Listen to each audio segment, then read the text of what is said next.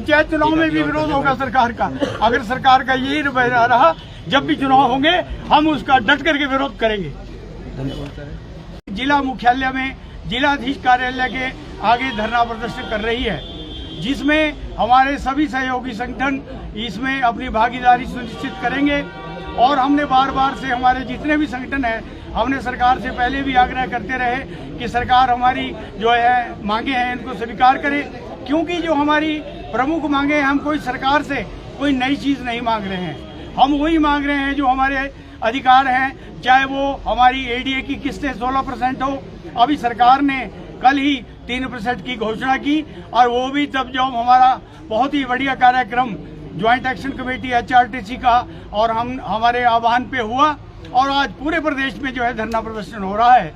तो हम चाहते हैं, हम नहीं चाहते कि इस अवस्था में हमारे बीच में 80 वर्ष के जो वृद्ध हैं वो भी यहाँ पे खड़े हैं। और ये पहली बार हो रहा है कि हिमाचल प्रदेश में जो हमारे पेंशनर्स हैं, जिनकी संख्या करीब 2 लाख के आसपास पहुँच रही है, आज वो विवश होकर के सरकार की जो ये नीतियाँ हैं उनके कारण हम विवश हुए हैं कि हम सड़कों पे उतरें, क्योंकि सरकार के पास हमारी 14,000 से अधिक करोड़ की देनदारियां दे हैं। और उसके अलावा जो हमारे ट्रांसपोर्ट भाई हैं, आप सभी जानते हैं हर महीने इनको कभी 30 तारीख को जो है पिछले महीने की पेंशन मिलती है।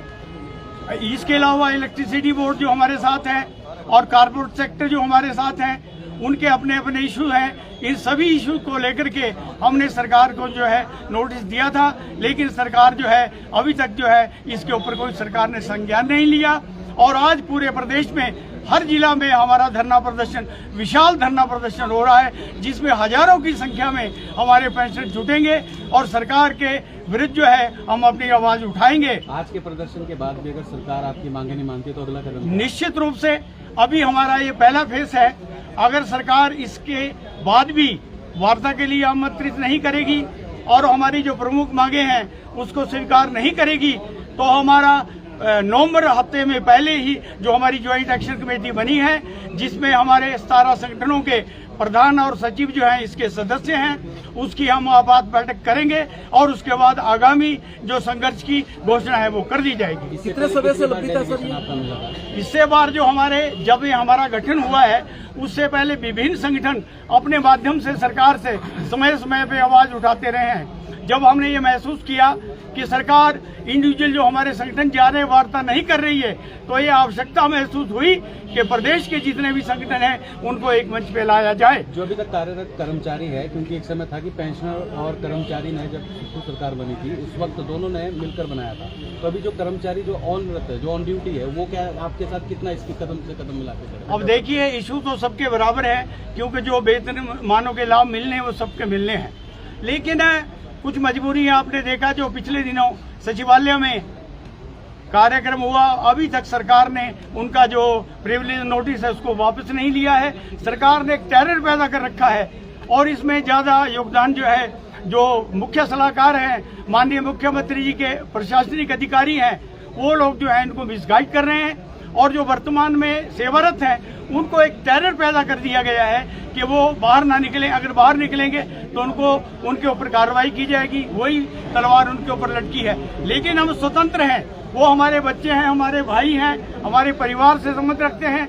अगर उनके ऊपर सरकार उनसे वार्ता नहीं करना चाहती तो हमने निर्णय लिया है, हम सड़कों पे जो है उतरे हैं और निश्चित रूप से उनसे भी हमारा संपर्क है और उन्होंने आश्वस्त किया है। आज भी जहां जिला मुख्यालय पे हमारी ये धरना प्रदर्शन हो रहा है, लंच समय में वो आएंगे और उसके बाद जो है उनकी भी मीटिंग जो है आपने देखी होगी कि 15 तारीख को उनकी भी मीटिंग हो चुकी है।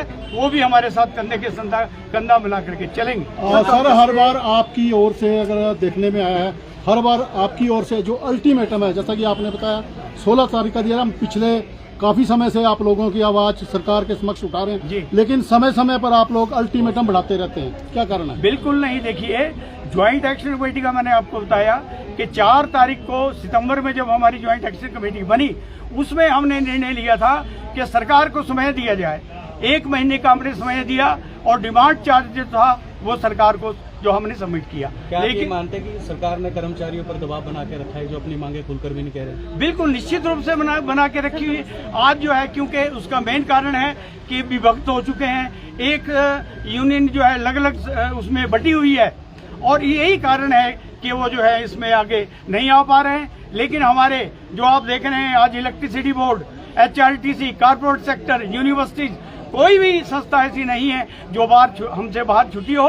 आज पूरे प्रदेश में बस बढ़ चढ़ के जो हमारे वृद्ध लोग हैं वो सड़कों पर उतरे हैं, धरना प्रदर्शन करेंगे। और निश्चित रूप से जैसा कि मैंने पहले कहा कि यदि सरकार हमारी ये मांगे नहीं मानेगी, वार्ता के लिए आमंत्रित नहीं करेगी, तो पहले नवंबर के पहले हफ्ते में ही हम निर्णय लेंगे और ये कंटिन्यू रहेगा। मैं आपके माध्यम से बता देना चाहता हूं, सरकार इस गलतफहमी में न रहे कि आज हमारा धरना प्रदर्शन हो गया हम घर में बैठ जाएंगे, बिल्कुल नहीं। जो हमारी 14 की 14 डिमांडें हैं, जब तक वो सरकार उसे स्वीकार नहीं करेगी, ये संघर्ष निरंतर चलता रहेगा। और मैं आपके माध्यम से ये भी कहना चाहता हूं कि सरकार बार बार ये कहती है कि हमारी वित्तीय स्थिति ठीक नहीं है, तो वित्तीय स्थिति को ठीक करने की ठेकेदारी जो हमारे पेंशनर भाई है या हमारे कर्मचारी, उन्होंने नहीं ले रखी है। रेवेन्यू को जनरेट करने का काम सरकार का है, सरकार इसको देखे। सरकार अनावश्यक रूप से आप देख रहे हैं आए रोज जो है चेयरमैन, वाइस चेयरमैन की भर्ती हो रही है, करोड़ों रुपए उनके ऊपर जो है खर्च कर रही है, और अपनी बढ़ोतरी इन्होंने आपने देखी। कल ही एक माननीय मुख्यमंत्री जो है 3,40,000 रुपए जो है महीने का वेतन और भत्ते लेंगे, और एक विधायक को भी 3 लाख के करीब मिलेगा। तो क्या गुनाह कर रखा है हमारे पेंशनरों ने, जो इतने 35 वर्षों की सेवा करने के बाद उनके जो अधिकार हैं वो हमें नहीं मिल रहे।